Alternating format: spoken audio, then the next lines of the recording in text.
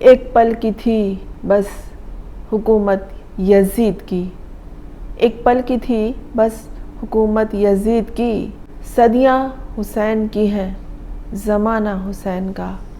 جو پاکستان کی اس وقت صورتحال ہے تو کوفے کی یاد ویسے ہی آ جاتی ہے، اور جو یزیدیت ہے وہ وہاں پھیلی ہوئی ہے اور حسینیت اس کا مقابلہ کر رہی ہے۔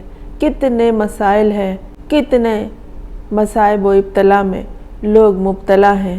یہ عام لوگ ہیں جن کی ذمہ داری حکومت وقت پر ہوتی ہے۔ نہ کوئی حکومت ہے، نہ کوئی وقت ہے، جو کچھ ہے بس خانمہ برباد ہے۔ یاد آتا ہے اس ماہ محرم میں، اس عاشورہ کے موقع پر، انہی لٹے ہوئے گھرانوں کا غم، انہی قسمہ پرسی کا عالم جو کہ وہاں برپا تھا۔ یہی صورتحال جب پیدا ہو جائے، جب پانی کی کمی ہو جائے تو لوگ پکارتے ہیں العطش، اور یاد کرتے ہیں مشکیزہ لے کر جانے والے عباس علمدار کو۔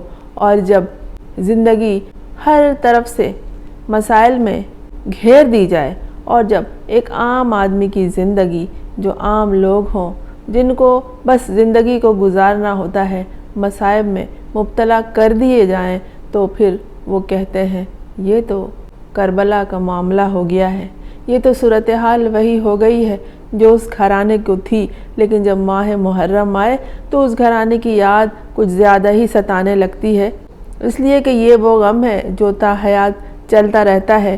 اور جب وہ وقت آتا ہے جس وقت میں حسین کا کردار اہل زمانہ کے لیے، اہل بیت کے لیے، اہل درد کے لیے، اہل غم کے لیے، ہمیشہ کے لیے زندہ جاوید ہو گیا تھا۔ جب بھی دنیا میں سچائی کی بات ہوگی، جب بھی باطل کے آگے سچائی ڈٹ جائے گی، جب بھی مصائب و مشکلات کا تذکرہ ہوگا، تو حسین اور اس کے خانوادے کا نام سر فہرست ہوگا۔ یہی تو صورتحال پیدا کر دی ہے کہ لوگ مثالیں دینے لگے ہیں کہ یزیدیت ہے اور حسینیت اس کے آگے سر جھکانے کے لیے تیار نہیں ہے۔ وہ سب پیروکار ہیں حسین کے، جو سچائی کے آگے ڈٹ جاتے ہیں، جو باطل کا مقابلہ کرتے ہیں، صرف اپنے لیے نہیں، اپنے لیے نہیں، اپنے خاندان کے لیے نہیں، اپنی قوم کے لیے، اپنی ریاست کے لیے، اپنے ملک کے لیے۔ بس یہی وہ لوگ ہیں جو خاص کر بنائے جاتے ہیں، دنیا میں بھیجے جاتے ہیں۔ ہم ان کے عزم اور حوصلے کی نہ کوئی مثال پیش کر سکتے ہیں، نہ ان کا مقابلہ کر سکتے ہیں، لیکن مقابلہ تو انہیں کرنا ہوتا ہے۔ اگر مقابلہ نہ کریں تو کیسے معلوم ہوگا کہ جھوٹ کا مقابلہ سچ کیسے کرتی ہے؟ سچ کو فتح ہے، حق کو آنا ہوتا ہے اور باطل کو جانا ہوتا ہے۔ سحر نمودار ہوتی ہے، اندھیرا چھٹتا ہے۔ اسی انتظار میں ہے اہل ریاست، اہل پاکستان۔ یقیناً وہ دن بھی آئے گا جب ان کی جد و جہد کو دوام حاصل ہوگا۔ تذکرہ ہے کراچی کا، انچولی سوسائٹی ہے جہاں مجلس کے بعد، تذکرہ حسین کے بعد عزاداروں میں تبرک تقسیم کیا گیا۔ ایک خاص تبرک تھا موسم کا مقابلہ کرنے کے لیے۔ اس وقت جو کراچی میں شدید ترین گرمی پڑ رہی ہے، کربلا کا وقت انہیں یاد آ گیا ہے کہ پیاس تھی، پانی کی کمی تھی اور وقت بھی سازگار نہ تھا، لوگ مسائل کا شکار تھے۔ تو انچولی سوسائٹی میں مجلس کے بعد عزاداروں کو جو تقسیم کیا گیا تبرک، اس میں کھانے پینے کی اشیاء تو ہمیشہ ہی ہوتی ہے، لیکن اس دفعہ ایک انوکھا انتظام تھا جو موسم سے بچانے کے لیے بھی تھا، جو ماحول کو خوشگوار بنانے کے لیے بھی تھا، جو زندگی کو سازگار حالات کی طرف لے جانے کے لیے تھا، جو انسان کو تازہ آکسیجن فراہم کرنے کے لیے تھا۔ یہ تبرک کیا تھا؟ کسی کے ذہن میں کیوں نہیں آیا پہلے کہ یہ شروع سے ہی کر دیا کرتے؟ لیکن اس دفعہ یہ ہوا ہے اور بچوں کے ہاتھ میں یہ دیا گیا ہے۔ ایک نیا سبق سامنے آیا ہے، ایک روشن مثال قائم کی گئی ہے۔ کیا؟ درخت لگاؤ۔ پودے تقسیم کیے گئے ہیں، پودے لائے گئے ہیں وہاں، اور تبرک کے طور پر یہ درخت تقسیم کیے گئے ہیں کہ ماحول کو صرف ہرا بھرا نہیں بنانا ہے، صحت مند بھی بنانا ہے، خوشگوار بھی بنانا ہے۔ صرف بزرگوں کے نہیں، بچوں کے ہاتھوں میں یہ دیا گیا ہے۔ معلوم ہے کہ یہی وہ بچے ہیں جو مستقبل کے معمار ہیں، یہی سمجھ سکتے ہیں اس خیال کو، اس انوکھے آئیڈیا کو کہ کس طرح ہم اپنے آپ کو اور اپنی زندگی کو خوشگوار بنا سکتے ہیں۔ تازہ ترین صورتحال کے سامنے مسائل اگر ہو بھی تو وہ کم محسوس ہوتے ہیں۔ یہی کیا ہے ان چولی والوں نے، اور انہوں نے عزاداروں کو خاص طور پر وہاں یہ سرسبز ننھے پودے حوالے کر کے ایک نئی مثال قائم کی ہے۔ یہ صرف ایک تبرک پودے کی صورت میں نہیں تھا، یہ مستقبل تھا۔ یہ انہوں نے اپنے شہر کے مستقبل کو سنوارنے کا پورا پلان بچوں کے حوالے، بڑوں کے حوالے کر دیا ہے کہ یہ لو اور اپنے ماحول کو خود خوبصورت بناؤ۔ ایک پودا، صرف ایک پودا اگر کسی کے حوالے کیا گیا ہے تو آپ نہیں جانتے کہ وہ کئی پودے لا کے ساتھ اپنے گھر کے سامنے، آگے پیچھے، اپنے محلے میں، علاقے میں لگائے گا۔ اور پہلے کیا چاہیے ہوتی ہے؟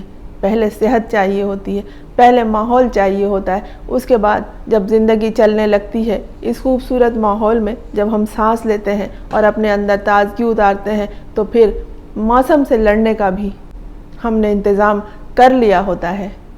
جہاں درخت ہوتے ہیں وہاں بارش کو، پانی کو نہیں ترسنا پڑتا۔ جہاں درخت ہوتے ہیں وہاں ماحول کی آلودگی کا رونا نہیں رونا ہوتا۔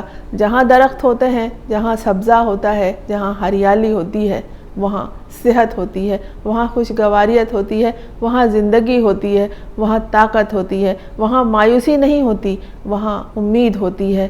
اور یہ وہی امید ہے جو ہمیں زندگی کی طرف لے جاتی ہے۔ پھر یہ ہوتا ہے کہ ہمارے اسپتال خالی ہو جاتے ہیں، ہمارے میدان بھر جاتے ہیں، ہم صحت مند قوم بن جاتے ہیں، اور جو صحت مند قوم ہوتی ہے اسی کے پاس صحت مند دماغ ہوتا ہے۔ جس کے پاس صحت مند دماغ ہوتا ہے وہی اعلیٰ سوچتا ہے، جو اعلیٰ سوچتا ہے اسی کا کردار اعلیٰ ہوتا ہے، اور پھر ایک قوم بن کر سامنے آنے والے اس طرح کے اعلیٰ کردار کے لوگ دنیا کے مقابلے پر آ جاتے ہیں۔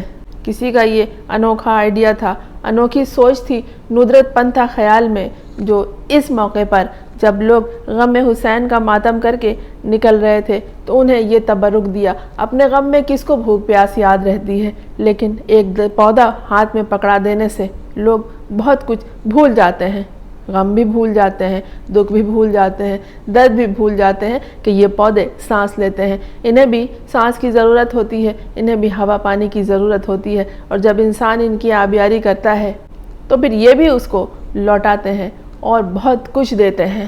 درخت لگائیے، ماحول کو خوشگوار بنائیے۔ یہ ماتمی صورتحال کو جس طرح سرسبز اور خوبصورت بنا دیا گیا ہے ان چولی کے لوگوں کے ذریعے، ان عزاداروں میں یہ سبزہ تقسیم کر کے، ضروری نہیں ہے کہ آپ بھی کسی محرم کا انتظار کریں۔ یہ تو ایک موقع تھا لوگوں کے اکٹھے ہونے کا، اور اسی موقع پر شدید گرمی ہے کراچی میں، انہوں نے اس گرمی کا حل یہی تلاش کیا ہے کہ بجائے پانی کی سبیلیں عام کرنے کے، وہ تو صدیوں سے ہو رہی ہیں، پیاسوں کو پانی پلانے کا سلسلہ چل رہا ہے، لیکن درختوں کا سلسلہ اب شروع کیا گیا ہے، اور اس لیے کہ اب موسم کی سختی کو برداشت کرنا لوگوں کے لیے مشکل ہوتا جا رہا ہے۔ ان تمام باتوں پر غور کیجیے اور آپ بھی لگائیے کوئی درخت، ماحول کو خوبصورت، خوشگوار بنائیے اور اپنی آنے والی نسلوں کو صحت مند ماحول فراہم کیجیے۔ میں ہوں فرزانہ روحی اسلم۔ آپ نے اس چینل کو اگر سبسکرائب نہیں کیا ہے تو کر لیجیے تاکہ میرا اور آپ کا ساتھ جاری رہے۔